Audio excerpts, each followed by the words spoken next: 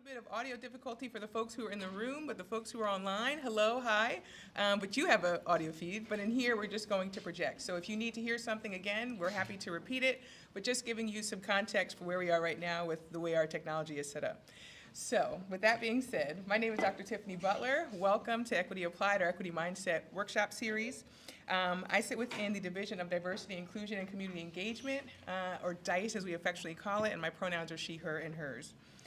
And so Equity Applied aims to create campus awareness and provide tools and resources to build an equity mindset through programs and workshops, and creating kind of an interactive, dynamic environment to allow for participants to use the information and skills that they've learned right away in service of student success. This afternoon, we will build an equity mindset with our speakers, Jason Moore, Senior Director for Access and Academic Strategy, as well as Stacey Blackwell, Senior Director of the Learning Centers. And we'll explore student success resources in the context of Rutgers' institutional values, providing an overview of structure and implementation of the Rutgers-New Brunswick Student Success Committee, as well as gain a broader understanding of undergraduate education's student success resources and campus-wide efforts toward supporting students in their degree completion. So I hope today that you engage. I hope for the folks in the room that you enjoy lunch. I know I put a special order in for some carrot cake, and it's not spring for me unless a carrot cake is around and I'm able to sample a little bit. So I hope that you enjoy. And so on behalf of DICE, our entire division, the Educational Equity Group, as well as our Senior Vice President for Equity, Anobong Anna Branch, welcome. So a couple of things as we get started. So a recording disclaimer.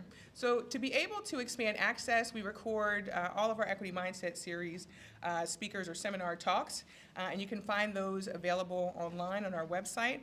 And so as we are recording, I just want to make sure that you're aware by attending the event, you're giving Rutgers permission to be able to record your image and grant the use of that image for educational purposes, advertising. But if you have a question or something that comes up for you about this or have something that you'd like to talk about, please see one of our DICE staff to be able to talk that through.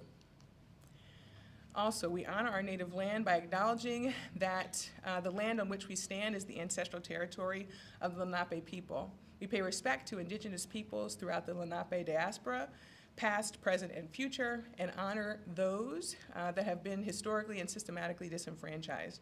We also acknowledge that Rutgers, like New Jersey, but also the United States as a nation, was founded on the excluders and erasures of indigenous peoples. And then lastly, before we get to our overview, a community acknowledgement.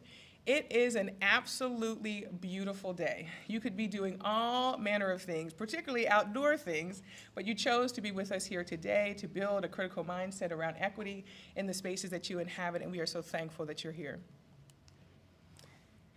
So, hopefully you feel welcome as we just spoke that through. I'll give an introduction of our speakers, and then we'll have our keynote, Creating an Ecosystem for Student Success, and following that, there'll be a Q&A. For the folks who are online, you can use the chat function to be able to share your thoughts there and connect in, and then following that keynote and question and answer period, I'll come back up for a wrap-up and evaluation, and we will dismiss to a chat and chew. For the folks in the room, I also know today is Rutgers Remembers, and so I know that I will be heading over there right after, so if you would like to attend or are heading over to, just know that that's, the chat and chew might be a little bit more abbreviated today, as it normally would. All right, so for our speakers, as I mentioned, Jason Moore and Stacey Blackwell. So Jason is the Senior Director for Access and Academic Strategy within the Office of the Provost at Rutgers University, New Brunswick. Under the auspices of the Senior Vice Provost and Vice Chancellor for Undergraduate Education, Moore leads strategic direction, academic policy review, success and advocacy planning, and the advancement of standards of practice for ensuring accessible, navigatable success pathways at the New Jersey flagship institution. His oversight includes policy coordination for transfer and adult learners, or folks who are non-traditional, administration of the Air Force, Army, and Navy ROTC units, and the National Science Foundation-sponsored NSF, Louis Stokes Alliance for Minority Participation, or LSAMP, you might hear it referred to, for undergraduate research to strengthen STEM access pathways for historically underrepresented populations. And so Jason joined Rutgers in 2014 and chairs the RU First Alliance, a task force advisory for cross-division policy, research, and advocacy to enhance and support first-generation student success at Rutgers, New Brunswick. He also co-chairs the New Brunswick Student Success Steering Committee, chairs the New Brunswick Committee for Transfer Policies and Practices, and serves as an institutional leader for Rutgers designation by NASPA and the Center for First Generation Student Success as a First Gen Forward advisory institution for informing national best practices for first generation students that support timely degree completion.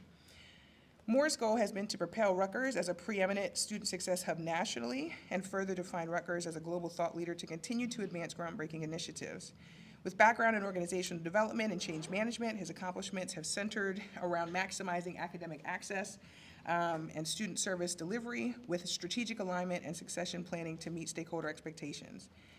And so as far as background and some of what honors have come to Jason, Moore was one of 25 candidates selected for the American Association of State Colleges and Universities Emerging Leaders Program, a project-based training which prepares participants for cabinet-level administration, and in 2022 was appointed to the Commission for Workforce and Professional Development for the American Association for Adult and Continuing Education. A native of Plainfield, New Jersey, and a first-gen graduate of Elon University and the University of Georgia, Moore has been awarded sponsored projects across multiple industry sectors, including the NCAA, Department of Education, NSF, as well as corporate sponsorships with Northrop Grumman, Wells Fargo, and Audible. And our next presenter is Stacey Blackwell. Stacey Blackwell serves as the Senior Director for Learning Centers at Rutgers, New Brunswick. Stacey earned a master's degree in the Social and Philosophical Foundations of Education from Rutgers University, a master's in English from the College of New Jersey, and a bachelor's in English with a minor in Spanish, with a concentration in education from Muhlenberg College in Allentown, PA. After teaching English and composition courses at several PA and New Jersey colleges and universities, she returned to Rutgers in 2011. She worked as the Director for Training, Outreach, and Academic Coaching before becoming the Senior Director of the Learning Centers.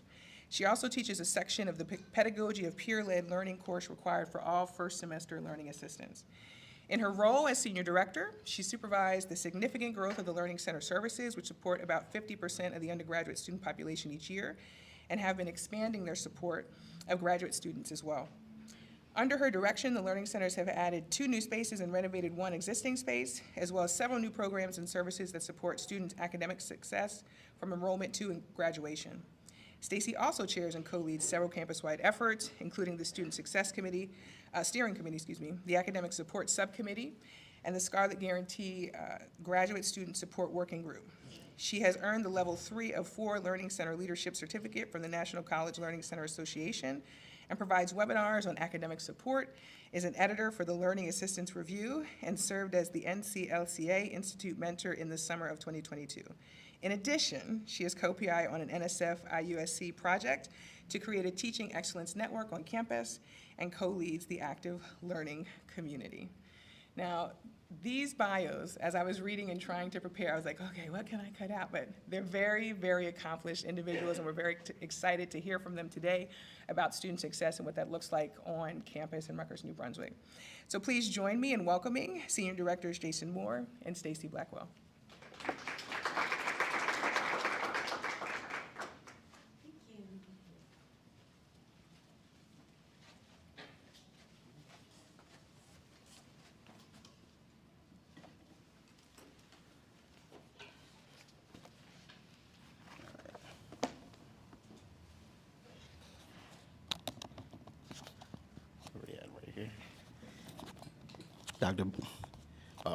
Dr. Butler, thank you for the introduction.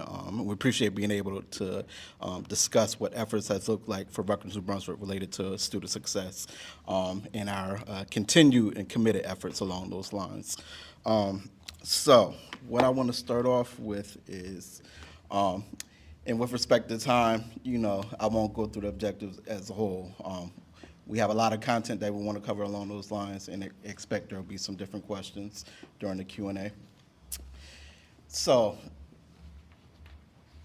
Strategic Plan 2014.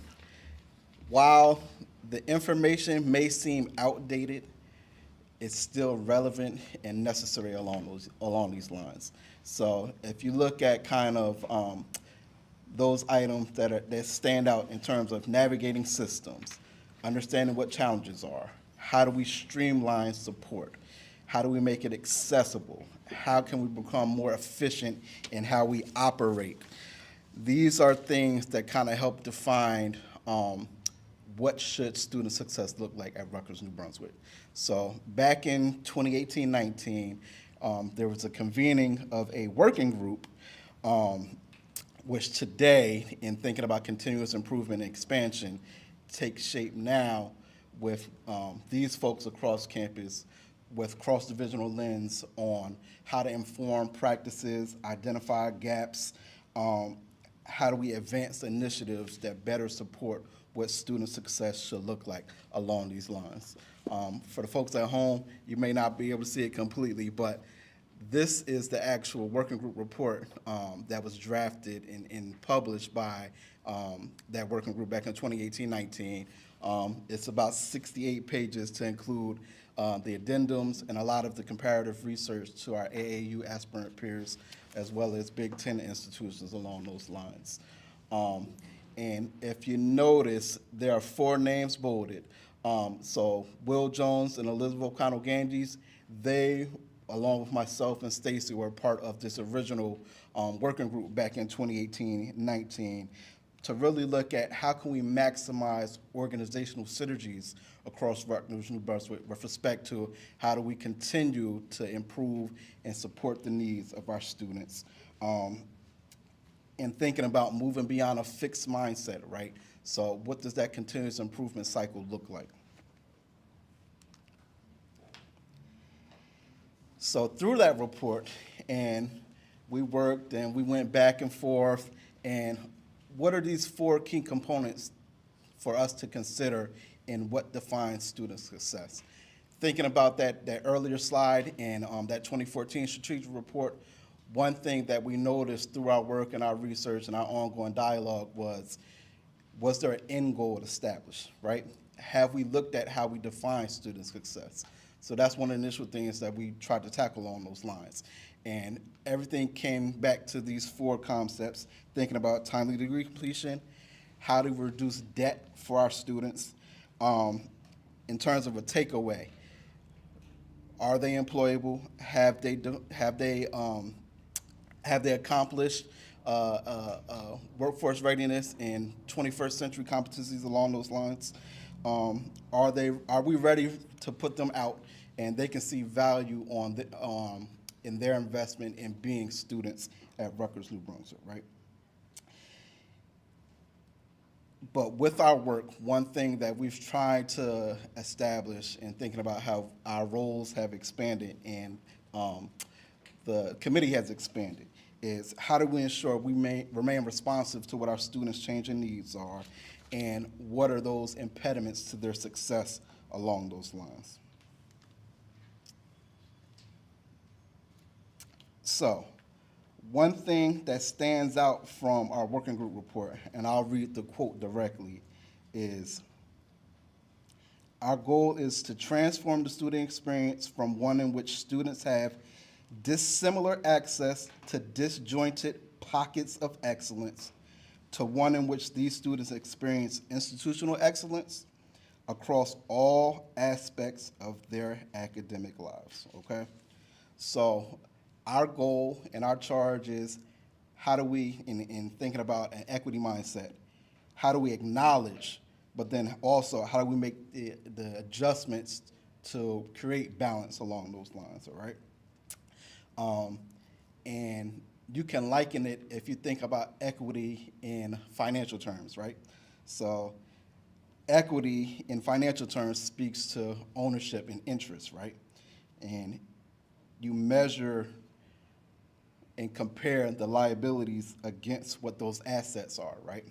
So for us, in a higher ed context, I think about the liabilities of what are the barriers? What are the gaps? Is there gatekeeping that exists? Is there invisibility related to how our students show up and are their voices heard? And weigh that against our assets, right? So the people, our students, our faculty, and our staff, And then thinking about the infrastructure, right? The spaces and how we show up in those spaces along those lines.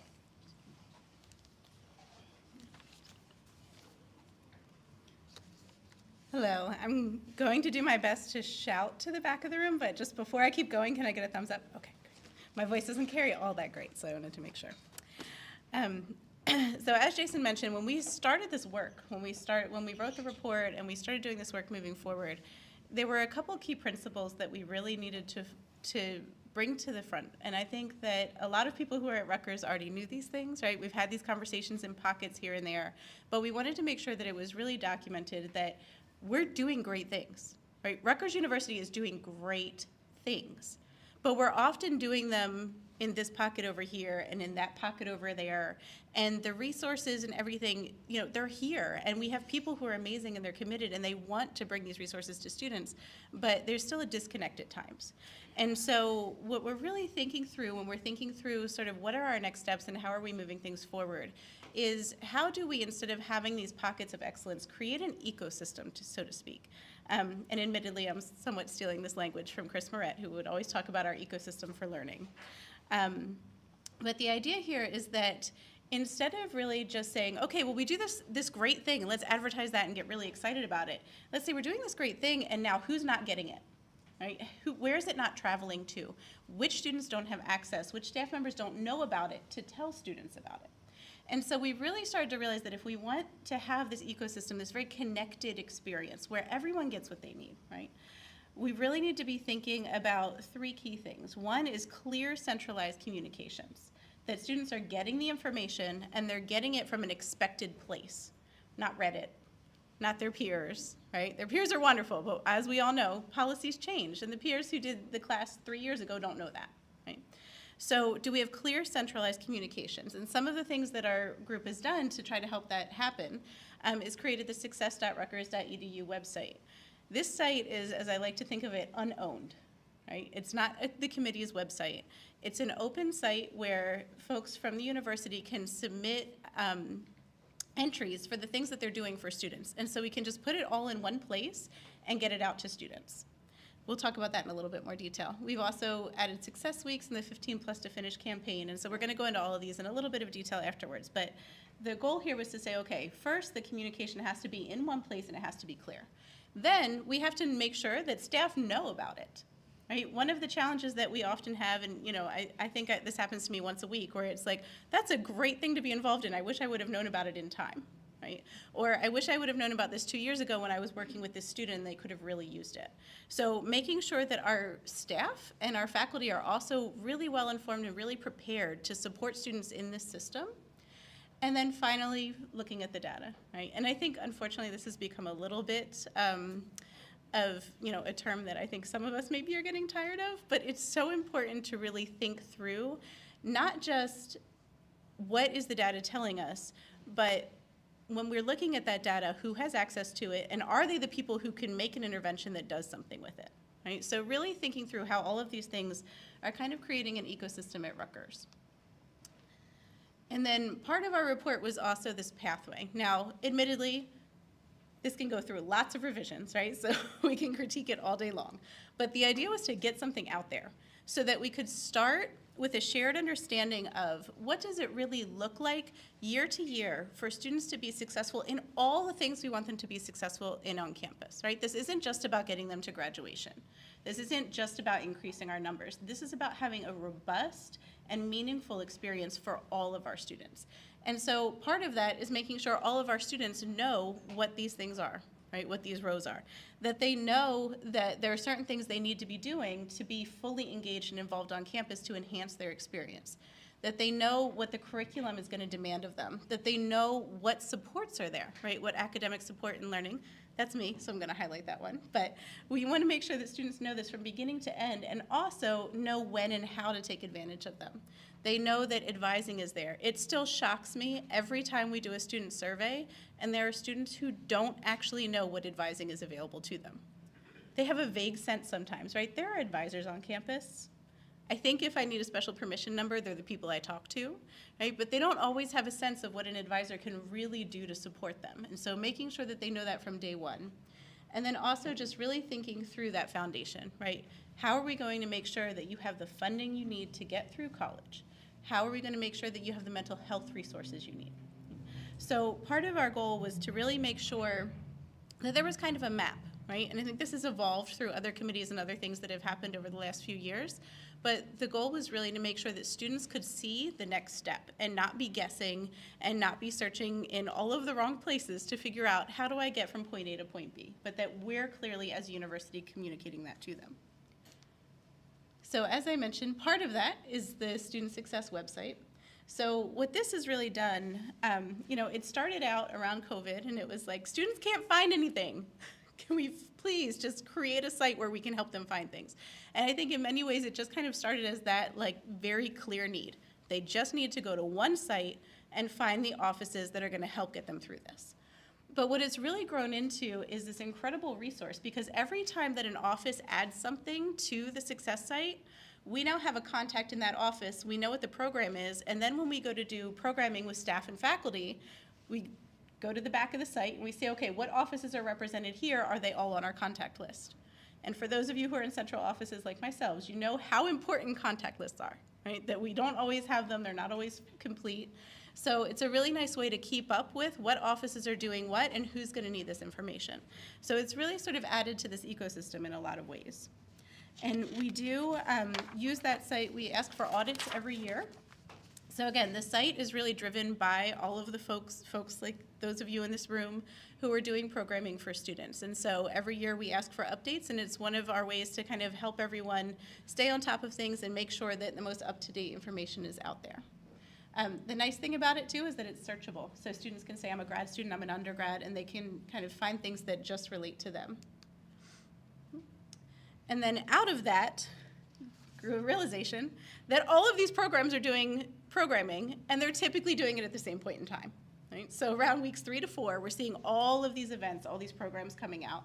And so we started running Success Weeks, where what we do is we look at the point in time when there's a lot of programming going on, and we say, look, we don't all have to create flyers, do all the advertising, do all the social media marketing. Let's just bring it all together, collect all the events, and make it Success Weeks. And so in many ways, it was not a heavy lift, but what it did was it allowed us to show students there's this whole network of support for you and all of these things that are going on without every individual office having to make that lift on their own. All right, so then I'm going to pass it back over to Jason to talk about another one of our communication campaigns. All right. So Stacey kind of provided an overview of programs, initiatives, and services to support our students, right? So with our ongoing work and expansion back in the spring of 2022 with the Student Success Committee, there was parallel momentum driven up by President Holloway and Chancellor Conway related to fiscal support for our students. And in thinking about the definition of student success and how we address unmet financial need, came to fruition the Scarlet Guarantee. So parallel to initiatives happening at Rutgers-Camden with Bridging the Gap and at Rutgers-Newark with Run to the Top. Scarlet Guarantee, and it's nice, I was reviewing a video yesterday unrelated to this and related to a future initiative that we're trying to endeavor with new student orientation. But in Chancellor Conway's words, Scarlet Guarantee represents the fruit of our commitment to expand equitable access for students, okay, and how that relates to their success. Scarlet Guarantee more or less speaks to having capped rates for students to even the playing field for them from a fiscal standpoint to be successful at Rutgers, New Brunswick. So we started addressing the programs, services, initiatives, and we have something in place that helps to reduce unmet need for students through Scarlet Guarantee. So moving forward and thinking about our workflow and how information is communicated, information as a resource was an important piece of it, right? So part of the conversation was we have significant investment related to student success along those lines. How do we make sure that students are aware of all of those resources that are available? You have the Success website, you have Success Weeks. How is that information being not just shared up, but how is it being shared out across the campus community, right? So we have 15 plus to finish. I want to acknowledge ARCOM for their assistance in coming up with the marketing assets and drafting the website, both for Scarlet Guarantee and for 15 plus to finish along those lines.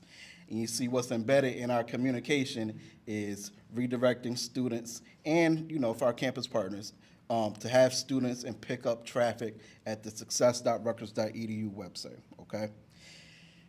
The 15 plus to finish campaign is built along the foundation of Complete College America, which their goal is, and data suggests that students that enroll and complete a minimum of 15 credit hours a semester, they have higher graduation rates in contrast to those students that don't earn as many credits and higher persistence rates along those lines.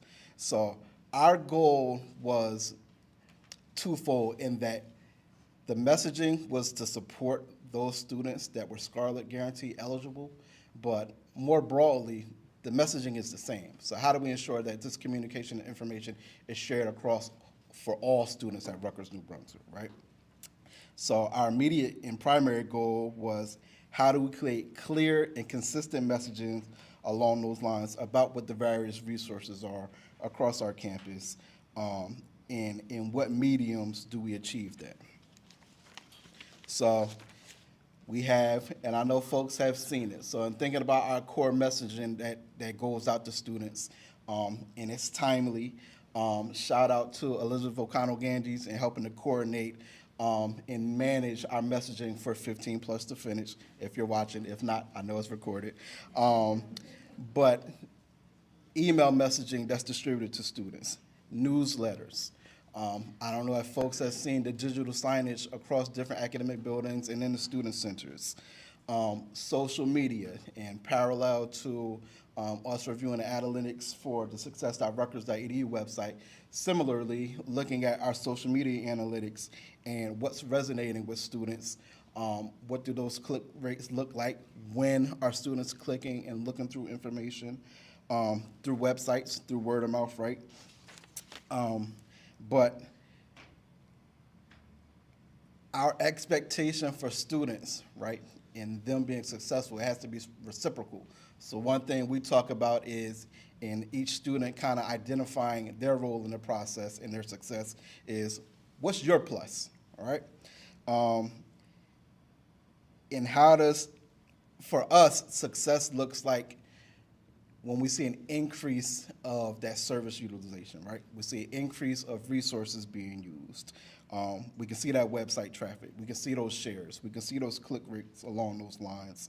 And in terms of the messaging that's being created for our students, and you'll see as we continue on in more outgrowth, how from 2018-19, we went from this working group report to we have this website, to now we have this messaging, and then with outgrowth from this messaging and a convening of faculty and staff that happened back in June of 2021, I want to say, we had some additional expansion effort along those lines. So I'll pass it back to Stacey. So one of the things that I'm really excited about when I think about Rutgers is how all of this has just sort of grown. It became its own thing, and it just started growing. So it was first a committee, and then it was a report, and as we know, reports can just die. And this one didn't, right? People were really interested, and they were invested. And so on June 9th, I believe it was just last year, we said, you know what? Let's start bringing people together. There's some interest behind this. People are asking questions. They're going to the site. Let's bring them together. And so we were really fortunate to have the Chancellor and Provost really start this initiative to have a meeting, bringing folks together who had never sat at a table together but are doing similar work, or who are always talking on Zoom but have never just sat down and really figured out, what is it that you do? What does your office do? What is your mission?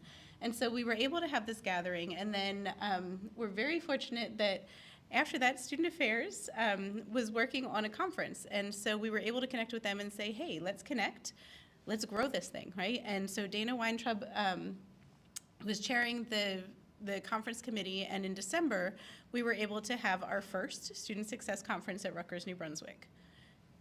it was filled. We had wait lists.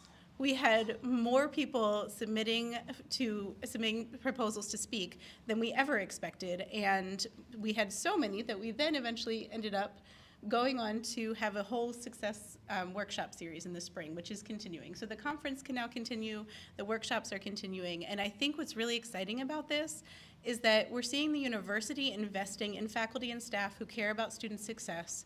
We're seeing those people feel that investment, we're seeing them connect with each other, and we're seeing them really have these opportunities to just thrive and talk together and learn about each other's work. There is so much good work going on here. And so these have been some really exciting opportunities to bring that together and to show to faculty, staff, and students how important their success really is and how much we're valuing and promoting this. And so we were able to have these two events and then a whole bunch of workshops that are continuing. And you'll see you still have a chance for the last one. So May 2nd is coming up, and these will continue. And so we've been talking a lot about sort of what's going on campus-wide. And so the Student Success Committee is not within a division, right? We have folks from all over the place. But we did want to talk a little bit to you today about what's happening within our division. So Jason and I are both located in the Office of Undergraduate Education in the Office of the Provost. And we are fortunate to have a whole team of folks who are dedicated to student success in that as well. And so you'll see we have Jason's Office of Access and Academic Strategy, we have Arresti Research, Athletics Academic Support, Burn Seminars, Career Exploration and Success, IDEA, the Learning Centers, Office of Disability Services, Office of Distinguished Fellowships, and Summer and Winter Sessions. And what I really love about this group coming together and what we've been seeing happen over the last few years is that these conversations around equity and access and student success and who are we serving and who are we not are at the forefront so often in our conversations. And so you have this whole group of folks who are offering these opportunities to students and really looking very carefully at what are our students getting. Are we helping them to achieve those goals of timely graduation, minimal debt, being prepared for their careers? Right? And I think a really important question that we ask ourselves often is, are we getting in the way of those goals? Right? And that's one of the things that I think when we talk about timely graduation, Jason and I talk about it all the time, and we really want to emphasize, it's not about pushing students through to graduation, it's about getting out of their way. Right? So where are their policies, procedures, where are things getting in the way of them getting to graduation at a time that they want and what their goal is? And how can we make sure that Rutgers University as a system is helping them get there as opposed to getting in the way? And so that's what a lot of our conversations are. Where are those barriers? Where are the obstacles? How can we remove them? And how can we sort of get in there and make sure that students can get to the next step as easily as possible? So I'm going to turn it over to Jason to talk a little bit about his office, and then I get to finish the day bragging about the learning centers. So.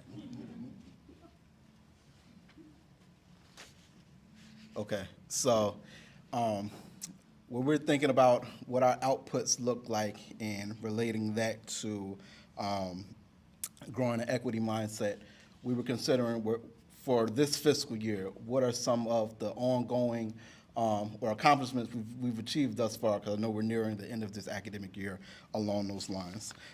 So this represents some of the accomplishments from my office, right?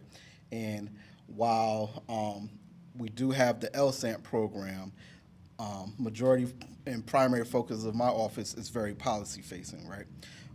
And I see, at least with us here in the room today, there's quite a few folks in here, appreciate you joining us, that are on some of the various committees that I lead with our Senior Vice Provost, Carolyn Mailing, along those lines.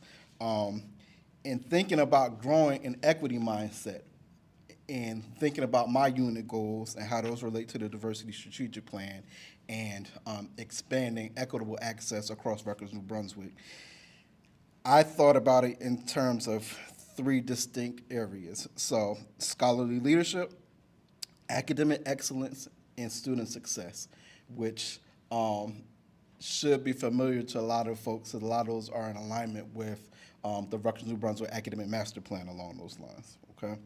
So for scholarly leadership, one of our focuses for this fiscal year was increasing our personal development engagement and maximizing our leadership capacity in our thought leadership for expanding intellectual and scholarly communities along those lines.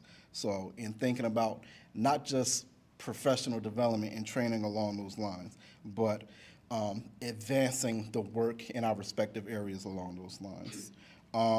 In terms of building academic excellence, and really looking at data analytics and informed decision-making along those lines. There's one project I don't want to speak too much about publicly because it's still ongoing work and it involves external funded partner along those lines. But how are we working to bring clarity to what some of our policies and processes are along those lines? How are we standardizing protocols? But more importantly, how are we making sure that our spaces for our students and our infrastructure is navigable for our students along those lines? And then more broadly, student success.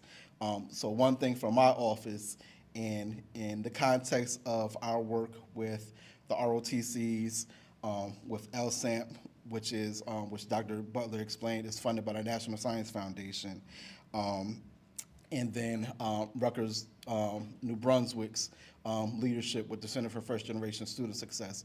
Those are all external or sponsored projects along those lines. So one of our goals was, how do we continue to integrate those external and sponsored projects and embed them more into our campus community along those lines?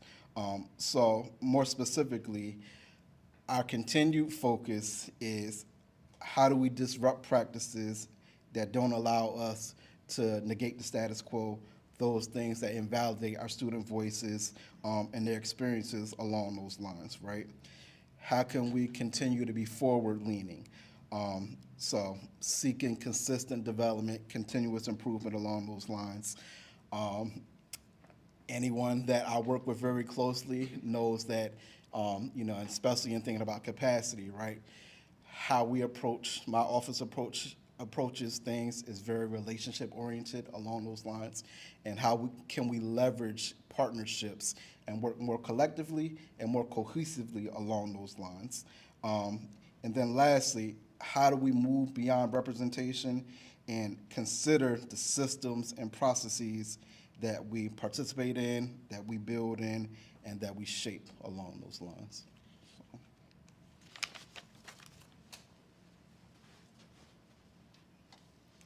All right, y'all.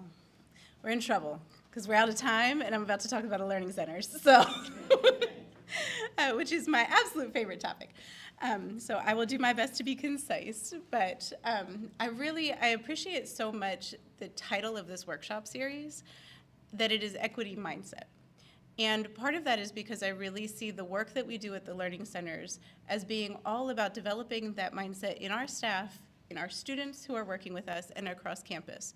Because it's not just the programming that you do, but it's how you do it, right? So it's not just the fact that these services are offered, but it's what do we care about when we offer the services? How are we training our students, and what exactly is our goal here? So if you go on our website, you will see, and we purposely made this public because we want the university community to hold us to these standards. We say on the website that our principles are that our practices are inclusive, they are learner-centered, and they're evidence-based. And that is a very high standard to hold sometimes when you're up against budgets and when you're up against all kinds of different powers and influences and all of the things that we have to work with the students, but it's something that's at the core of what we do. And so when we're thinking about learning centers, what I really would like to highlight here, and I promise I won't go bullet by bullet, but I really do want to highlight the fact that what we do is offer these services to all students at Rutgers. And I think for folks who have only been at Rutgers or who don't know much about learning centers, you don't know what a big deal that is. If you look at institutions of our size across the country, students are paying for services, or they're only available to certain populations. At Rutgers, Rutgers has invested in students to a degree where all of our services are free. They reach all students who want them. And I can very proudly say that in the many, many years that I've been here at Rutgers so far, just 12, which feels like a lot. I know there are people here who have been a lot longer. But we haven't had to turn students away. Right? We always find a way. And one of the reasons is because of these networks we've been talking about all day. If we don't have the service, somebody does, and we're going to connect them to it. And so a really big part of our mission at the Learning Centers is to make sure that, number one, we're doing the right things. So our practices are evidence-based. We know they work. But once we know they work, do we know that the students who need them are getting them? And those are really the two questions that drive all of our planning, all of our strategy, and that are really at the heart of what we do. Is what we're doing the right thing, and is it getting to all the students? And as we do that, we've come, you can see a few of the things that we've done over the last couple of years. I also will mention that it has not been without its reward, because this past year we just earned the Learning Centers of Excellence designation. I couldn't get that out, and that was the big piece, right? We got the Learning Centers of Excellence designation from the International College Learning Center Association. We are one of 6 that have earned them, or that currently have that. Thank you. Thank you. And I say that not just to brag, although it's fun to brag on our staff and our students, but to say that this work matters, and we've really invested in it, right? And Rutgers has really invested in it. And so we've been able to do things like offer all of these services for free. We've also been able to integrate academic support into the classroom so that we don't have to rely on students voluntarily using services, because we know there are all kinds of obstacles to that. I talked earlier about how we're trying to get out of students' way, right? Let them get to their success and remove the obstacles. For some students, walking into a learning center is an obstacle. So we're really focusing on how to get support out to them where they are and where they're comfortable. And really focusing on accessible, inclusive services and content, right? So continuously looking at our materials, getting feedback from students all the time. We're continuously looking to say, is this the material that's going to connect with students that they're going to understand, that they're going to use? So with all of that being said, I could go on forever and ever, but I will not, because I know we're coming up on Q&A. But if you are not familiar with the Learning Centers and you want to learn more, we have a ton of programs for students. They are all free, and if students have not connected with us between enrollment and graduation, they are missing out on a really, really enriching experience that can help their success. All right, thank you, and I think it's time for Q&A.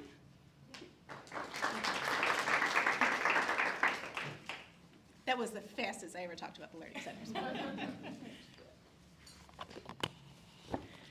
All right, so I know I'm speaking into a mic, but it's not amplifying in the room, but can I get another thumbs up to make sure that you can hear me? Fantastic. So we'll go ahead and do a few questions in the room. I know I have a question to start us off with, but if there are folks who have something burning that they want to share right now, immediately, please feel free to do so. And as we communicate amongst the room, just wait for me to get to you to hand the mic, so that way not only folks in the room can hear you, but also the folks who are online. For the folks who are online, again, use the chat function, and we'll reach out on the second question if folks are there. All right, so let's start first in the room. Does anyone have any questions? All right. I always try and give 7 awkward seconds of silence just to let you hear the question and then be able to respond back to me. So I'll start us off first. So I know that you convene several committees and councils and participate in a lot of that work. And so I think a big part of being in those kinds of communities is that kind of ear to the ground report, the kind of things that, you know, become like a golden nugget in the back of your mind as you think about what next is coming or what you want to think about for student success in the future. What are some of the pieces that you think about for the Learning Center? What's the ear to the ground report, things that we should be thinking about or things that you're thinking about for the future? And even with academic strategy and success, what does it look like for the future? What are you thinking about? Oh, that's a great question. So for the Learning Centers, we're an interesting mix, right? Learning Centers have been around for a long time. Tutoring's been around, I mean, some people would argue since Socrates, right? It's been around. But at the same time, there's a lot of opportunity for innovation because we're not tied to a specific curriculum. We're not tied to sort of some constraints that other more traditional areas might be. And so we can do a lot and we can innovate a lot. And so I think right now, as you know, it's probably not surprising to anyone, AI is a big part of the conversation. And just thinking about that, but also other technologies, right? Learning Centers are starting to use virtual reality for tutoring, right? Pretty cool, pretty exciting. But what's interesting is that when we talk to students about technologies, they don't always come back with a really strong understanding of what they want, which has kind of surprised us at times. When we had some of these committees, we've done some surveys.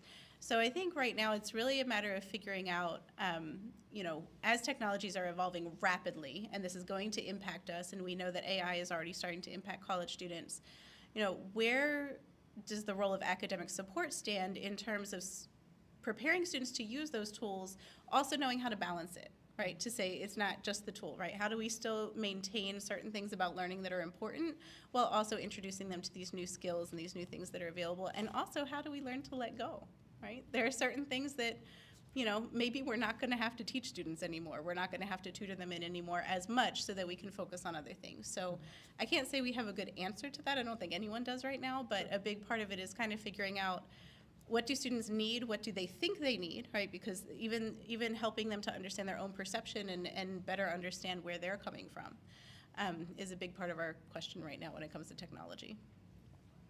Thank you. I'll add that while the majority of my portfolio is very policy-facing, once upon a time, I was a school counselor. I have an academic advising background. And the irony is my undergraduate work is in philosophy, right? But, you know, I was critical of myself. No one cares what you think, right? So it's how do you put things into practice along those lines? And like Stacey kind of mentioned before, how are we able to speak to what success looks like beyond just saying we're doing good, right? One example I have along those lines is in thinking about transfer students, right? Just one quick example, and from an advising lens. We used to do this thing back as a retention persistence initiative. We called them, or I called them, I guess I should trademark it. We call them foot campaigns, right? So we have Are You Engaged, right? Many years ago, when we would look at rosters and see students that were missing classes, parallel to we encourage students to go to office hours, we would go to the classes, right? I would go 10 minutes before a class or 10 minutes after a class to say, hey, Tiffany, did you go to class today? If she didn't, we'd do a follow-up along those lines.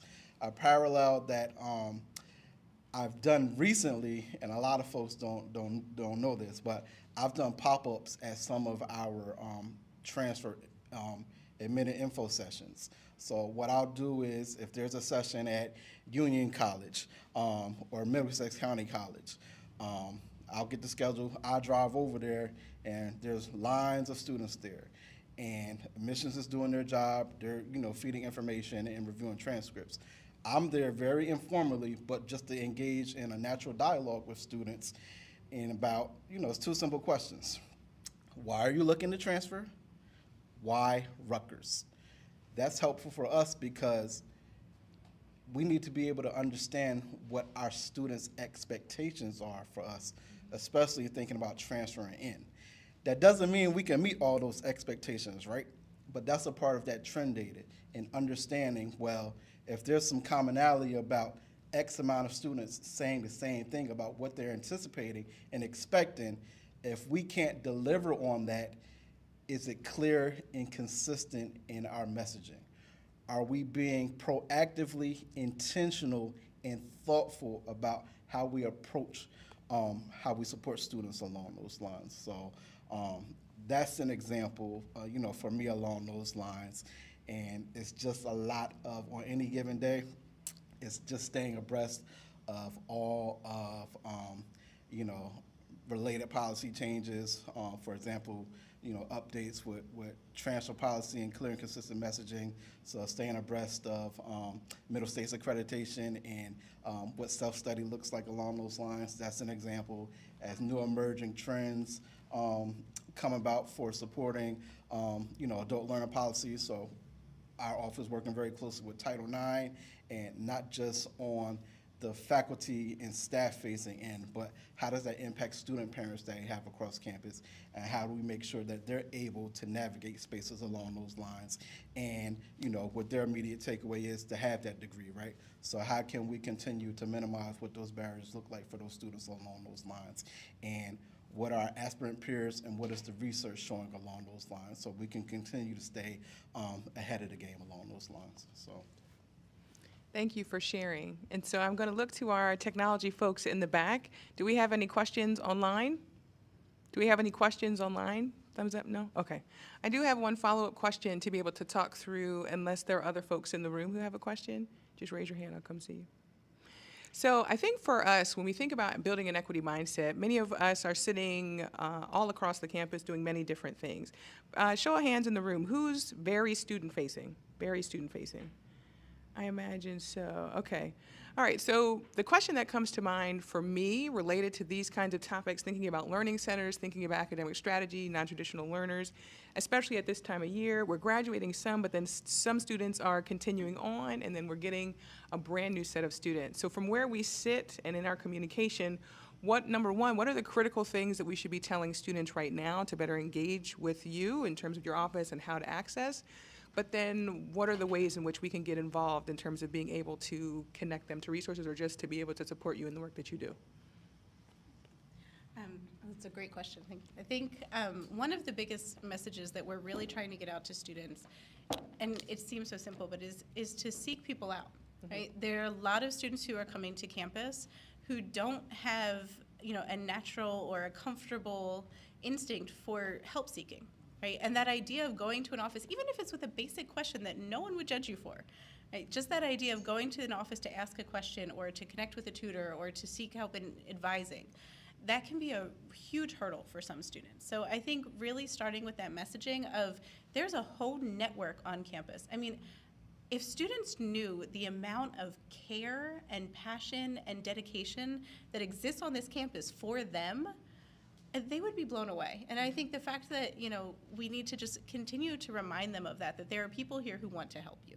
So I think starting with that, with just the message of get to the place you need to be, somebody wants to help you, is a really important message, even though it's really simple. And then as far as connecting with services, we do have, with the 15 Plus to Finish campaign, we are trying to share that out with staff. We have sort of a shadow email campaign so that the messages going out to students, everyone knows, okay, they were just told this week. Okay, this is the way that we're talking about this thing. So I think, getting connected with those messages, getting copies of those so that you can, and you can talk to us. You can email us at success. Oh, I forgot to put that up. That's helpful. Student.success@rutgers.edu. We could share those with you. But making sure that sort of that consistency in messaging is there, I think, is really important. Even if it's just a check-in, like, hey, did you see that email about registration? Did you see, I know you were thinking about withdrawing from a course. Did you see that email? Has all the dates you need to know. Because we're really just trying to make sure that everyone who talks to students has that sort of similar language and is really encouraging them to go and use the resources. And as far as the learning centers are concerned, we're always hiring part-time. I'm just going to do the plug, if that's okay. But in all seriousness, we're always hiring part-time coaches, and we hire people as co-eds. So if you aren't in a student-facing role and you want more student-facing experience, it's a really great way to get on the ground and work with students and work through the things that they're experiencing every day. So we have academic coaches, and we're always looking for partners across campus to work with us on curriculum, on workshops.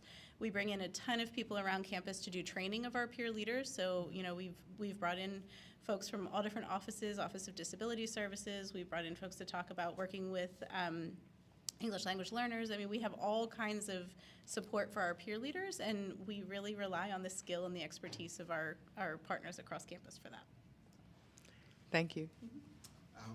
I'll just add similarly, for students to understand, our faculty, our staff, and those folks that are here to support you, they're approachable, right? Learning is a reciprocal process. In order for us to continue to provide academic excellence, right, along those lines, we need to be able to understand what your ever-changing needs are, understanding that students are moving with intersecting identities along those lines. So how can we support and understand those needs, but tapping into those resources that are available. I know that for myself, and it was helpful as a first-generation student myself, and going to college 500 miles away from home. I'm an only child. Now I got to share space with somebody. I grew up in New Jersey. Now I'm going to the deep South. That was, I won't say it was traumatic. It was different, though, right? It was helpful for me, but also having that imposter syndrome in, well, I don't want to ask the wrong question, and I don't want to show up like, I'm here every day asking, I don't want to be a burden to you along those lines. That doesn't exist at this campus. And I really think, beyond just our chancellor, Francine Conway, it really starts with our leadership with President Holloway. President Holloway is embedded in so many spaces across this campus. I see him all the time without security detail, walking to Honey Grove, walking to Starbucks, and I'm like, I've seen my Honey Grove, yeah, that's right. and that resonates, especially for some of our older students, our continuing students, that resonates with them to see our leadership embedded in the community along those lines. So in thinking about new transfer students, new first-year students, it's a community, right? These are your resources. These are your supports along those lines. Please tap into, your advocates and champions along those lines. And, our goal and our hope is to continue to expand what allyship looks like across Rutgers, New Brunswick. So. Thank you for sharing. So I think we've come to the place of being able to finish up our question and answer period. I will say, and I guess ask just for a yes or no, the email student.success@rutgers.edu for Success Weeks coming up in the fall. That would be the place where if people wanted to get involved or know more information, that's where they could send some email for connection. That's managed by our whole committee. So Okay. basically, if you have a question, send it there. Someone will most likely be able to answer. All right, perfect. I'll ask you to click through one more time just so we can get to the evaluation. Yeah, okay, great. Thank you. So let's give a round of applause to our speakers. And as our time together comes to a close, we always are thinking about what does it need to look like in the future for what building an equity mindset looks like for you. So for us, we are constantly trying to get folks from around campus to be able to share the pieces that they're doing related to their roles and how other people can get involved. So if you could scan the QR code or visit the website. Also, as a thank you, we'll send the email, and this information will be there as well. So if you don't get it quite now, it will be up, and then you'll also have a secondary opportunity to be able to fill out the evaluation. But we really do want to hear from you about today, but also about what you think for the future. So I say to you, thank you so much for being here with us. We appreciate your supporting this type of programming, and we look forward to next year, as this is our last Equity Applied for this academic year. So I think with the time that we have right now, I still see some carrot cake, so thank you. Kudos to everybody for letting me get a piece at the very end. I appreciate y'all for that. And I also saw some wings. So if you are still hungry, please feel free to grab some. And again, thank you for being here and looking forward to the connections that are happening after we conclude. Thanks.